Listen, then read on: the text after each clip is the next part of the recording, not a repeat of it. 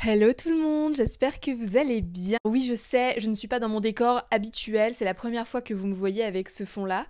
Je suis actuellement dans ma chambre chez mes parents. Ceux qui suivent assidûment mes vlogs sont au courant, j'ai déménagé et donc je lâche mon appartement pour m'envoler au Canada à la rentrée. Je pars pour 1 an, donc oui, ça va faire bizarre. Pour ceux qui ne me connaîtraient pas, je m'appelle Manon, mais mon nom de plume c'est JM Fox. Je suis active sur Instagram, sur TikTok, Wattpad, YouTube, pour vous parler d'écriture. Moi-même, j'écris plusieurs romans. Celui dont je vous parle le plus, c'est LGDS, Les Gardiens du Sort Kratos, dont les premiers chapitres sont disponibles sur Wattpad. Si vous aimez la fantaisie, la magie, etc., je vous invite à aller lire LGDS. Aujourd'hui, je vais vous faire une vidéo un petit peu particulière. Ça fait quelques temps que je pense à vous la faire, sans avoir pris le temps, je vous avoue, parce que bon, il s'est passé plein de choses dans ma vie, dont le permis de conduire, que j'ai raté d'ailleurs. Bon, on n'est pas ici pour parler permis de conduire, etc. Ça, ce sera pour un prochain vlog. Aujourd'hui, je voudrais vous parler d'intelligence artificielle. Alors, ces derniers temps, vous l'avez sûrement remarqué, on parle beaucoup des nouvelles intelligences artificielles dans les différents médias, que ce soit sur Internet, à la télévision, dans les journaux, etc. Mais je trouve qu'on accentue beaucoup l'effet délétère que ces intelligences artificielles peuvent avoir sans trop s'intéresser finalement à tous les aspects positifs qui peuvent être utilisés. Donc, alors, je ne vais pas aujourd'hui vous encourager à ne faire qu'utiliser les intelligences artificielles, être dans la nuance, parce que je pense que comme dans toute innovation, il y a des points positifs, des points négatifs. Tout ça va être bien entendu contrôlé, je pense, dans les mois, les années à venir. Donc, dans tous les cas, ça va être régulé. Et encore une fois, je ne vais pas vous parler de tous les aspects, de toutes les fonctionnalités de ces intelligences artificielles. Je vais un peu faire des généralités et surtout m'attarder sur les avantages qu'on peut en retirer lorsqu'on est écrivain, lorsqu'on est auteur. Tant que j'ai pas vu de vidéo en fait là-dessus sur aucune chaîne, donc peut-être que ça existe. En tout cas, moi je suis pas tombée dessus, voilà. Donc écoutez, j'espère que ce concept de vidéo vous plaira. Si vous appliquez certains conseils, que vous les connaissiez déjà, que vous en avez d'autres à rajouter, etc., n'hésitez pas à en faire part dans les commentaires. C'est toujours hyper intéressant de partager ce genre de connaissances en fait avec la communauté et ça ne fera qu'enrichir en fait cette vidéo. Donc je vous invite de ce pas à aller mettre votre petit avis, votre petit commentaire dans la barre. Sur ce, on va commencer parce que cette introduction est déjà suffisamment longue. Personnellement, il y a 2 intelligences artificielles dont j'ai énormément entendu parler. C'est 2 intelligences que j'utilise pas mal ces derniers temps, mais c'est également les plus connues. Donc je vais vous parler de ChatGPT et je vais vous parler de Midjourney. Elles n'ont pas du tout la même fonctionnalité, c'est pour ça que j'ai divisé cette vidéo en 2, c'est parce que je les utilise vraiment pas pour les mêmes choses. De toute façon, par définition, elles ne sont pas faites pour les mêmes choses.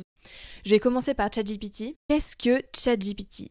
ChatGPT est un prototype d'agent conversationnel utilisant l'intelligence artificielle. Il a été développé par la société OpenAI et a été lancé officiellement en novembre 2022.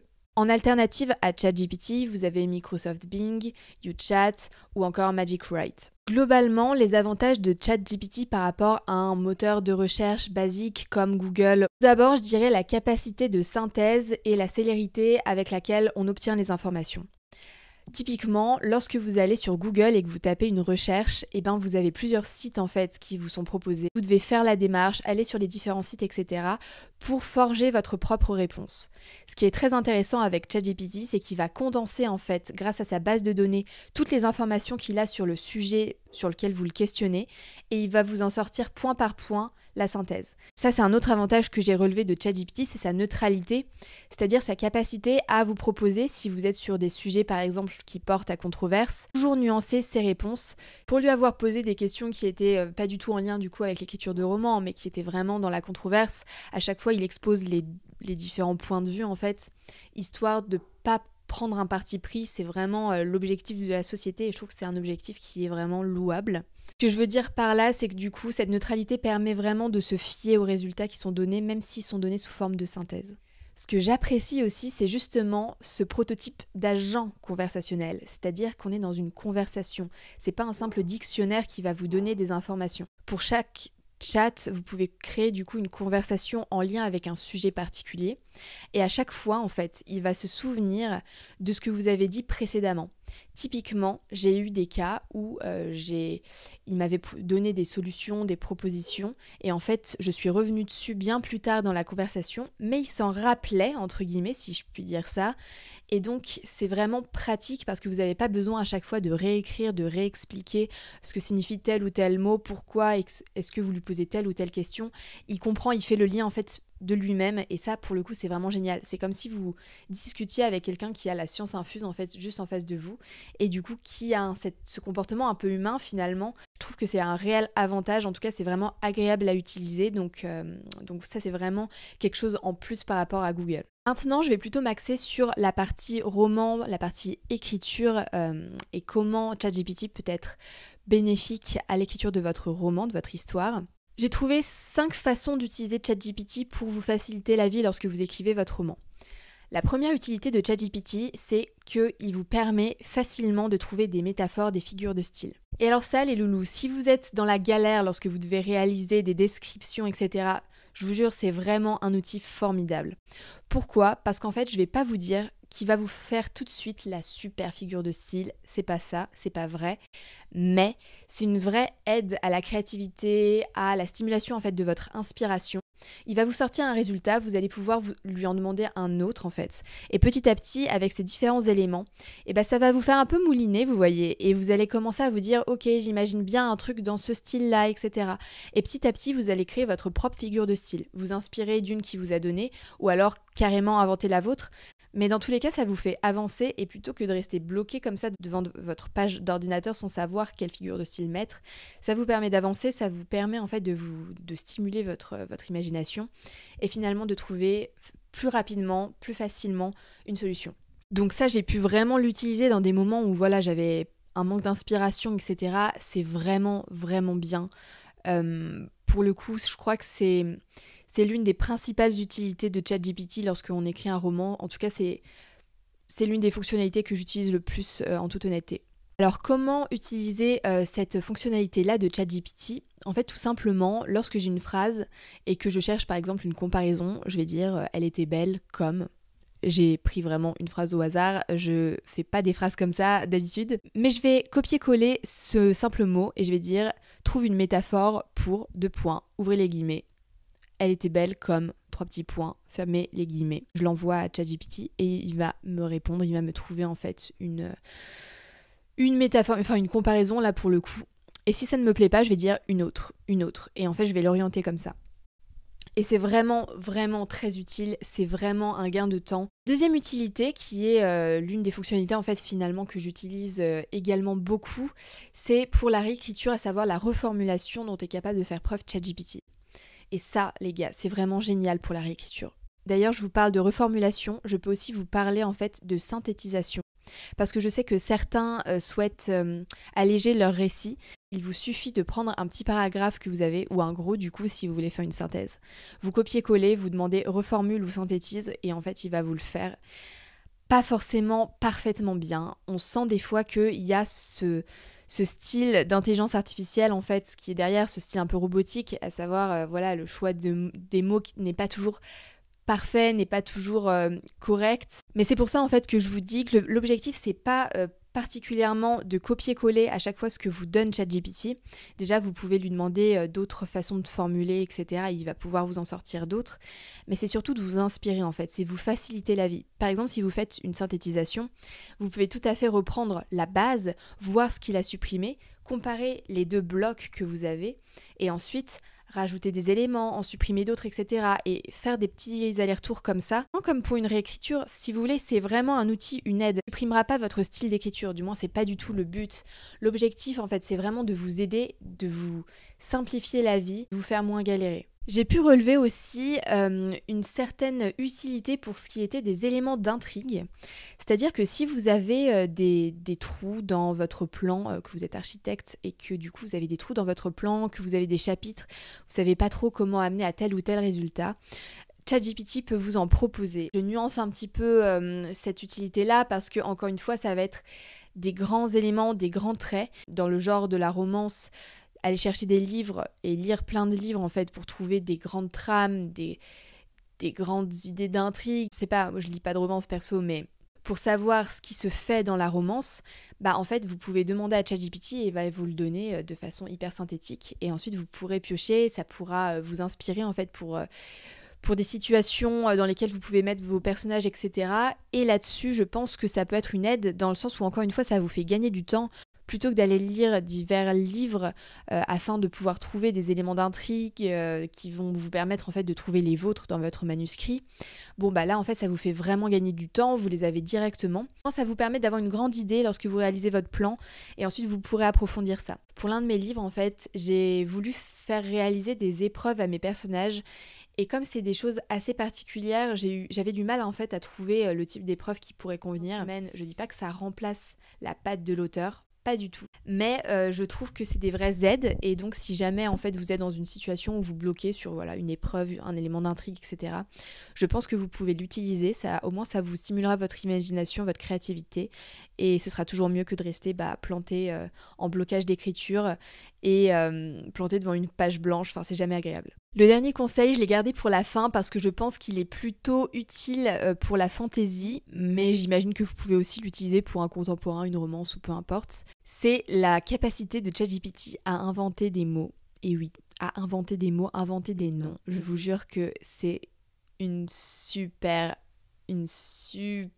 fonctionnalité. Parce que perso, j'adore avoir des noms un petit peu particuliers qui sortent de l'ordinaire, etc. Mais j'ai pas beaucoup d'imagination par rapport à ça. À chaque fois, je vais voir un petit peu l'élocution latine, etc. Mais je suis obligée de faire 36 000 recherches de mots différents, etc. pour essayer de trouver quelque chose. Et là, pour le coup, il me sort un résultat, mais il y a des fois où en fait il me l'a sorti du premier coup et j'ai pris le premier truc qu'il m'a proposé parce qu'en fait c'était juste génial. J'ai un nom de professeur dans mon livre LGDS qui est inventé par ChatGPT. J'ai un nom de bière. Donc ça pour le coup c'est vraiment une super fonctionnalité quand vous écrivez notamment un genre un peu particulier comme la fantasy, la science-fiction, le fantastique, etc. Là-dessus, c'est vraiment, vraiment avantageux. Donc franchement, je vous invite à aller jeter un coup d'œil, à tester même juste pour le fun en fait. Vous verrez bien si ça vous plaît, si ça vous plaît pas. ChatGPT est gratuit, accessible à tous. Et pour qu'on soit tous sur un pied d'égalité, je trouve ça sympa en fait qu'on soit tous au courant des fonctionnalités qui existent pour pouvoir les utiliser. Pour terminer avec ChatGPT, je vais vous exposer tout de même les risques de cette plateforme parce que je vous ai beaucoup vanté ses mérites, mais il n'y a pas que des mérites. Le risque quand on utilise ChatGPT, c'est un petit peu le résultat facile et la volonté de faire le copier-coller. ChatGPT reste un robot, donc il va avoir des fois des phrases qui sont pas forcément bien tournées, avec des choix de mots qui sont des fois trop compliqué ou au contraire trop simple. L'objectif, c'est vraiment de vous inspirer des phrases, des résultats qu'il vous propose sans pour autant faire des gros copier-coller, de gros blocs. Ça va se sentir que c'est pas vous qui avez écrit à ce moment-là et c'est pas l'objectif. Et c'est là-dessus que ChatGPT connaît des limites, c'est-à-dire que il va pas réussir à complètement recopier un style humain. Donc là, c'est votre job en tant qu'auteur, en tant qu'écrivain, de faire le tri et de rajouter votre patte. Le deuxième risque, je pense, c'est de faire des blocs trop longs. Si vous souhaitez réécrire une réécriture ou une reformulation de certains blocs, je vous conseille quand même de faire par petits blocs, par petits paragraphes, parce qu'en fait, les trop gros blocs, je trouve que ça perd en qualité. Voilà, après à vous de tester aussi et d'apprécier l'outil, de l'appréhender. Mais personnellement, je l'utilise que sur vraiment des petites parties où je bloque vraiment, j'arrive pas à trouver une reformulation qui me plaise. Si je devais résumer tout ça et les apports de ChatGPT, je dirais que c'est une intelligence artificielle qui facilite vraiment la vie des auteurs, des autrices. Ça permet de gagner en temps, de stimuler la créativité et l'imagination, mais aussi de s'inspirer et bien sûr il y a des risques, mais ça reste vraiment un outil, un instrument qui sera de plus en plus utilisé je pense, donc je ne peux que vous inviter à aller faire un tour sur ChatGPT, d'essayer et de voir ce qui vous convient, ce qui vous convient pas. Maintenant, je vais vous parler de Midjourney, qui est la deuxième intelligence artificielle dont on va parler dans cette vidéo. Alors Midjourney, initialement, c'est un laboratoire de recherche indépendant qui a développé une intelligence artificielle du même nom. Donc l'objectif, c'est de générer en fait des images à partir de descriptions textuelles. Midjourney a donc été fondé par David Holtz, ça a été lancé le 12 juillet 2022, et David Holtz, pour information, c'est le cofondateur de Leapmotion. En alternative, vous avez Crayon qui est gratuit, vous avez DALL-E, je sais pas comment on le dit. Vous avez aussi Bing Image Creator et Nightcave. Voilà, donc c'est à peu près les alternatives crédibles qu'il y a.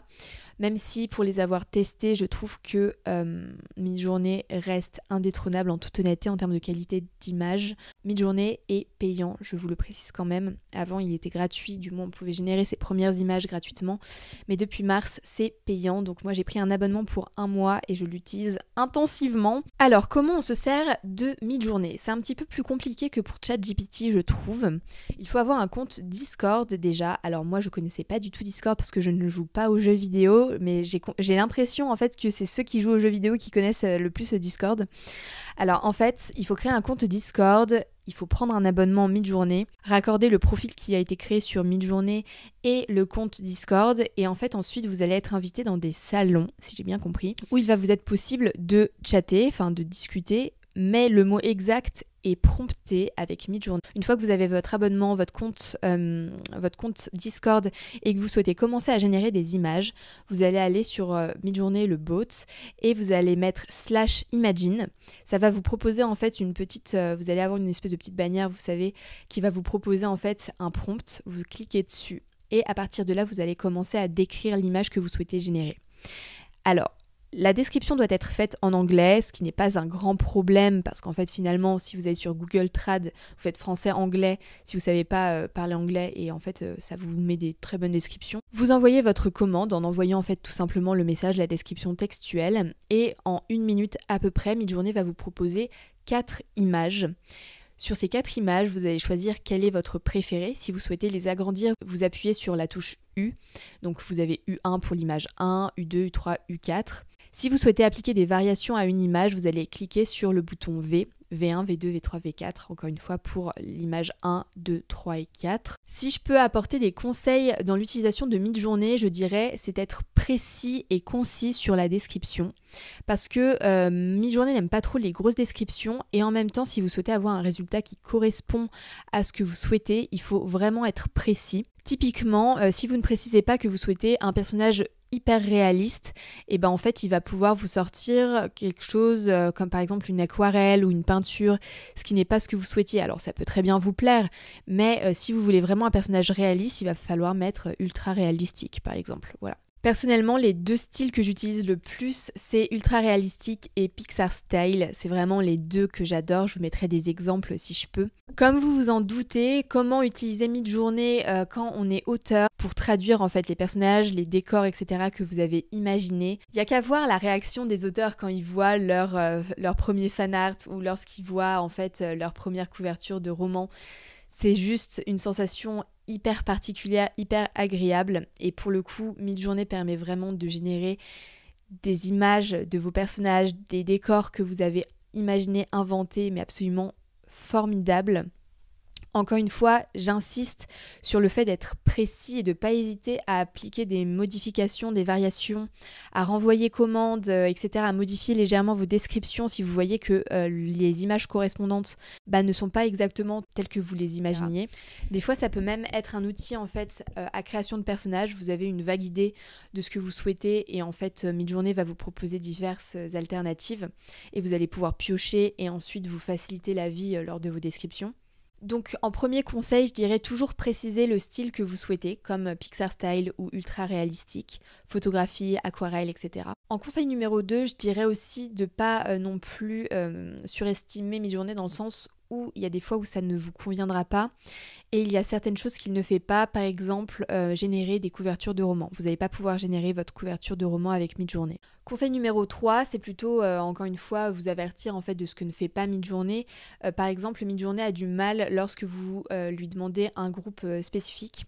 Typiquement dans LGDS, j'ai beaucoup de personnages différents qui ont tous leur importance et donc je souhaitais les avoir tous en même temps et même en les décrivant un à un, il va avoir du mal en fait à vous identifier tous vos personnages exactement comme vous les souhaitiez. Donc je dirais que un personnage c'est le top, 2 personnages ça passe encore, 3 personnages ça commence à être un petit peu compliqué. Le conseil numéro 4, je vous l'ai déjà donné, mais ne pas faire de description trop longue. Encore une fois, c'est contre-productif. Vous apportez plein de détails en espérant que Midjourney vous apportera exactement l'image que vous cherchez. Et finalement, en fait, ça fonctionne pas, il vous sort des choses... Vous perdez du temps à prompter longtemps et en fait, finalement, il vous sort pas quelque chose qui est exactement comme vous le souhaitiez. Et enfin, mon dernier conseil, c'est ne pas hésiter à utiliser l'option V, l'option variation, notamment lorsque vous générez des personnages, etc. Pour ne pas être déçu, parce que je sais que lorsqu'on a un personnage en tête, on souhaite qu'il soit absolument traduit sur papier comme on l'imaginait. Et c'est pas toujours le cas, donc ne pas hésiter en fait à insister, à appliquer plusieurs variations, etc. pour avoir une image en fait finalement la plus réaliste et la plus représentative de l'image que vous étiez faite. Et ben voilà tout le monde, je crois que j'en ai fini pour cette vidéo. J'espère que ça vous aura plu, que vous aurez apprécié. J'ai pris beaucoup de plaisir à préparer cette vidéo, je pense qu'elle est utile et que elle est pertinente. Si vous appliquez certains de ces conseils ou alors que vous générez des images avec Midjourney, n'hésitez pas à me taguer sur vos photos si vous publiez ça en story ou sur Instagram dans votre fil. Je me ferai une joie d'aller regarder ça, d'aller commenter, liker vos photos, vraiment ça me ferait très très plaisir de voir que vous appliquez mes conseils. Si vous pensez que ces conseils pourraient être utiles à d'autres personnes, n'hésitez pas à partager la vidéo, n'hésitez pas à la liker si elle vous a plu, etc. À me suivre sur les différentes plateformes. Merci encore d'être resté jusqu'à la fin, je vous dis à très bientôt et je vous fais de gros bisous en attendant une prochaine vidéo. Bye bye. Bisous bisous.